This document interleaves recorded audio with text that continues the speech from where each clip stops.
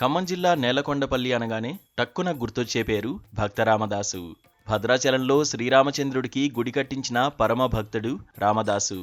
ఆ భక్త రామదాసు నడయాడిన ఈ ప్రాంతం ఎన్నో వింతలు విశేషాలకు పెట్టింది పేరు. 1620లో నేలకొండపల్లిలో రామదాసు జన్మించారు. తానీషా పరిపాలనలో పాల్వంచ పరగనాకు తహసీల్దార్గా పనిచేయడానికి ముందు నేలకొండపల్లి గ్రామంలో రామదాసు నివసించేవారు. తండ్రి లింగన మంత్రి, తల్లి కామాంబ. నేలకొండపల్లిలోని వేణుగోపాలస్వామి వారి వరప్రసాదంగా పుట్టారని భావించిన తల్లిదండ్రులు గోపన్నగా నామకరణం చేశారు. నేటికి ఈ గ్రామంలో వేణుగోపాలస్వామి దేవాలయం భక్తులను ఆకర్షిస్తూనే ఉంది. గోపన్న శ్రీరాముడిని కొలిచి భక్త రామదాసుగా సుప్రసిద్ధుడయ్యారు. అలాంటి మహాభక్తుడి ఆనవాళ్లు నేటికి నేలకొండపల్లిలో సజీవంగా ఉన్నాయి.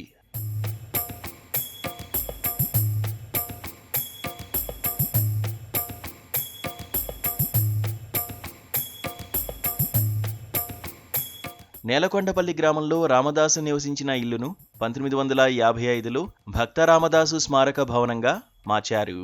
అనంతరం భద్రాచలం శ్రీ సీతారామచంద్ర స్వామి దేవస్థానం ఆధ్వర్యంలో 1983 నుంచి భక్త రామదాసు జన్మించిన ఇల్లును ధ్యాన మందిరంగా మార్చి నాటి నుంచి ఈ ప్రాంతంలో సీతారాముల కళ్యాణం, శ్రీరామనవమి వేడుకలను భద్రాచలం శ్రీ సీతారామచంద్ర స్వామి దేవస్థానం ఆధ్వర్యంలో వైభవంగా నిర్వహిస్తున్నారు.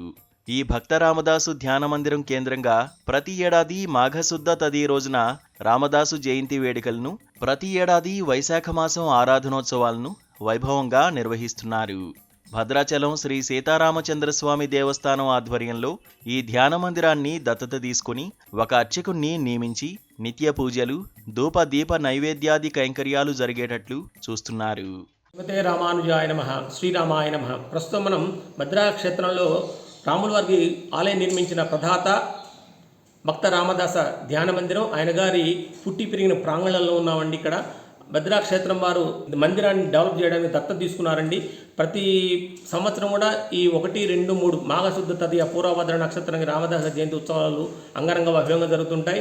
మరియు ఇక్కడ శ్రీరామ ఉత్సవం, ముక్కోటి రామదాస గారి జయంతి ఉత్సవాలు, తర్వాత దసరా ఉత్సవం, తర్వాత గోదామవారి కళ్యాణం చాలా అంగరంగ వైభవంగా జరుగుతుంటాయి. వీటికన్నిటికి కూడా మనకు కావాల్సిన మర్యాదలన్నీ కూడా భద్రాక్షేత్రం నుంచి వస్తుంటాయండి. శ్రీరామనవమికి అయితే అక్కడి నుంచి వేద పండితులు మరియు ముత్యాల తలంబరాలు కూడా ఇక్కడికి పంపిస్తారు. లడ్డు ప్రసాదం అమ్మవార్లకి, తర్వాత స్వామివారికి కూడా అన్ని పట్టు వస్త్రాలు కూడా భద్రాక్షేత్రం నుంచి వస్తారు. అక్కడి నుంచి కూడా సహాయతగా అర్చక స్వాములు, వేద పండితులు అందరూ వస్తారండి. ఔత్సాహికులు ఎవరైనా ఇక్కడికి వచ్చి వారి బృందంతో వచ్చి కచేరీ చేయడానికి మనకి భద్రాద్రి క్షేత్రం వాళ్ళు అన్ని ఏర్పాట్లు కూడా చేశారండి. కావున గమనించి ఇక్కడికి రావాల్సిందిగా కోరుచున్నాం. జై శ్రీరామ్.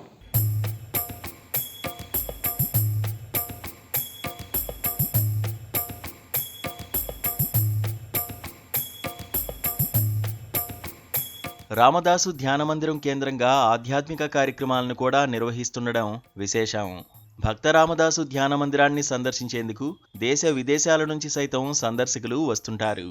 అలాగే దేశంలోని వివిధ ప్రాంతాల నుంచి గాయకులు, నర్తకులు వచ్చి రామదాసు నడయాడిన నేలలో ఆయన రచించిన పద్యాలు పాడుతూ ఆ మహనీయునికి నివాళులు అర్పిస్తుంటారని స్థానికులు చెబుతున్నారు. నేలకొండపల్లి గ్రామంలో భక్త రామదాసు గారు పుట్టినటువంటి ఊరు.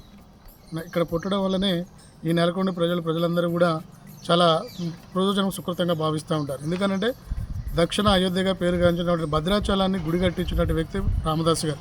ఇక్కడ పుట్టి ఇక్కడే పెరిగి ఉద్యోగ నిమిత్తము అటువైపు భద్రాచలం వైపు వెళ్ళి అక్కడ గుడి కట్టించి రాముడికి గుడి కట్టించడం అనేది ఎంతో గొప్ప విషయం.